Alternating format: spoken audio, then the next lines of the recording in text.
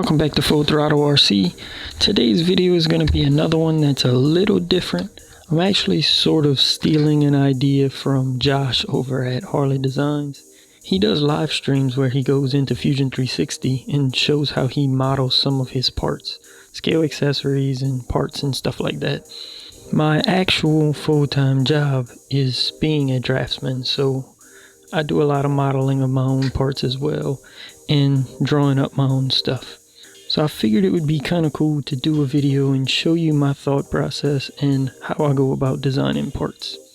Stuff like this shock tower extension, as well as the wheelie bar mount, were all designed by me and 3D printed.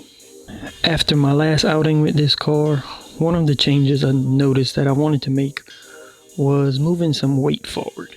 The easiest way to move weight forward in these cars is with the battery. So originally my battery was all the way in the back here, and then I moved the ESC back here, and the battery was sitting like this, which is a little better, but it's still not as far forward as I'd like. So I'm gonna move the battery all the way forward like this, as far as I can get it. The problem is the battery holder now doesn't really fit like it should. And even when I can get it on, there's nothing to hold the battery from sliding back and forth or forward backwards. So using this as sort of a template, I'm gonna go ahead and design a battery holder in Fusion360 that I can go ahead and 3D print. I took a whole bunch of measurements and got a little design here in my little sketch pad. I'm not sure how well you can see that, but I added a little extension piece that'll hold the battery from the back, and also two little pieces on the side that'll hold it from moving side to side. So let's go down to the computer and start doing some modeling. So here we are in Fusion360. I'll go over a few quick things before we start for anyone who isn't familiar with it. On the left here we have your designs, where you can find all of the models you've saved and can even open up earlier versions of them. The middle of the screen is obviously our workspace, and then up top we have the toolbar. There's a bunch of different things you can do in Fusion, from modeling to sculpting, create 2D drawings and renders, and even machine work. Today we're just focused on this design tab though. I could go through and tell you what each one of these buttons do, but we'd be here for a while, so we'll cover them as we go along. Plus, if you hover your mouse over an icon, it'll tell you all about how it works. So to get started, we need a sketch. We'll click this first icon, and now it wants us to pick a plane to draw a 2D sketch on. Technically, you could pick any plane, but I'll use the bottom one, so we'll be working with the part flat on the surface. This is sort of a complex shape I'm trying to make, but we'll start with basic shapes. So I'll make a rectangle roughly in the center. I used the dimension tool to set the dimensions of my rectangle, and I want it to be the overall size of my finished part. You might have noticed I didn't click anything to bring up that tool. I use the keyboard shortcuts a lot. The shortcut for the dimension tool is D. There's honestly a bunch of different ways to get to the final shape from here. I'm gonna start with the two holes in the top. So just two circles, and we can use the dimension tool again to locate them.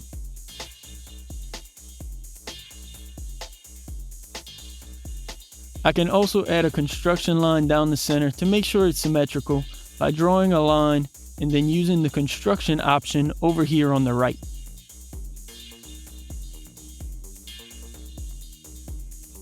I think next I want to get what will be the front section narrowed down.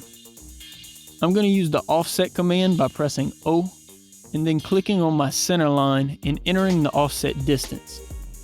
There's a button in the prompt box here that will flip the direction of your offset if you need. I'm using two more circles drawn to the outside of the rectangle, and then I can draw a line from this point to the circle until it snaps and shows that small circle icon. This means the line is now tangent to the circle. You could also use the tangent constraint at the top. I'll trim all the unnecessary lines with the trim tool using the shortcut T. Next up, I'll make the tapered shape, since that will be pretty easy. 2 more lines and a few more dimensions.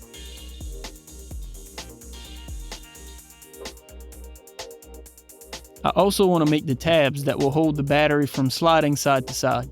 I'll do this by using the offset tool again and add a few lines and dimensions again.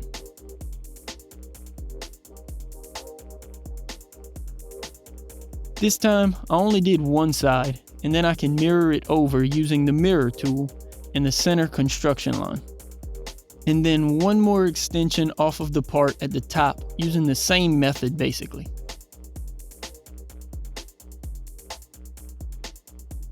I cleaned up the top around the holes a bit by just using some tangent lines. We definitely still have a lot to do to make it look nice, but I want to get it in 3D, so now we can hit Finish Sketch and then click on Extrude.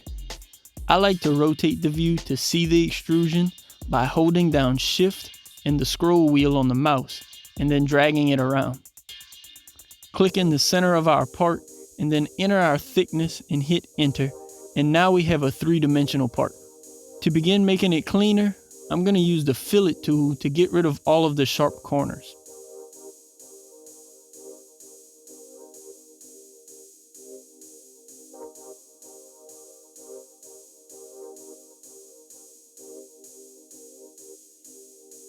And that quickly, the part looks a lot nicer.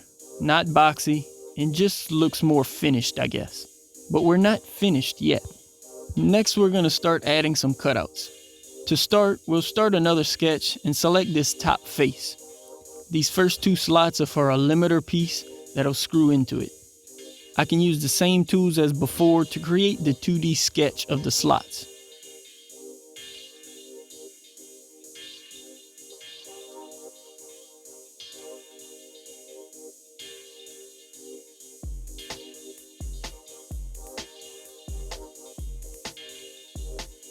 Before I extrude those, I'm gonna go in and make a few more cutouts, mostly just for appearance, but also to save weight and save on printing time. This step is not necessary, but it may bring up a few more design techniques as well that we can cover. There's one tool that you probably saw me using a lot, which is pretty cool, and that's the 3-tangent circle tool. When making something like these slots and you want to round the corners, instead of using a fillet, you can use a 3-tangent circle and select the 3 lines that form the corners and just trim off the sharp corners after. It's probably a little easier to understand what I'm saying by just watching, but I thought it was useful and wanted to point it out. After the sketches are done, we can click on Extrude again and select all of our sketches and extrude them through the part, which removes those sections to make the cutouts. Now only one more thing to add. I talked about the 2 tabs on the sides that'll hold the battery from sliding around, but a flat tab won't do any good. So now I'm creating another sketch, but selecting the bottom surface this time. I'm sketching in what will end up being 2 little nubs, I guess you can call them. They don't need to be too tall, and I'm making them just a little wider than the battery itself. Should hold it in place nicely. So now we're ready for printing. I can save the model as an STL by right-clicking the body and selecting Save as STL, and then drop it in the slicer for printing. The print turned out okay. Not perfect, but it's more than good enough for what I'm doing. I have this stop from the original battery strap that I'll use as a limiter here, just attaching it with 2 screws.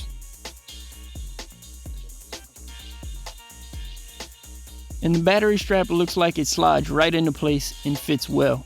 It looks like it'll work perfectly. I'm gonna get some of this wiring cleaned up and we'll come back to wrap up the video. Alright, so I got everything back in. I put the receiver towards the back now and ran the wires on the side of the chassis. The ESC is still in the same place, just double-sided taped down.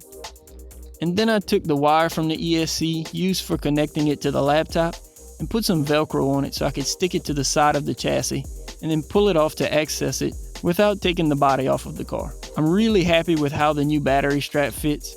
It holds the battery in place and doesn't look like it'll be able to move around anywhere. I do need to make a few suspension changes now that the weight is further forward.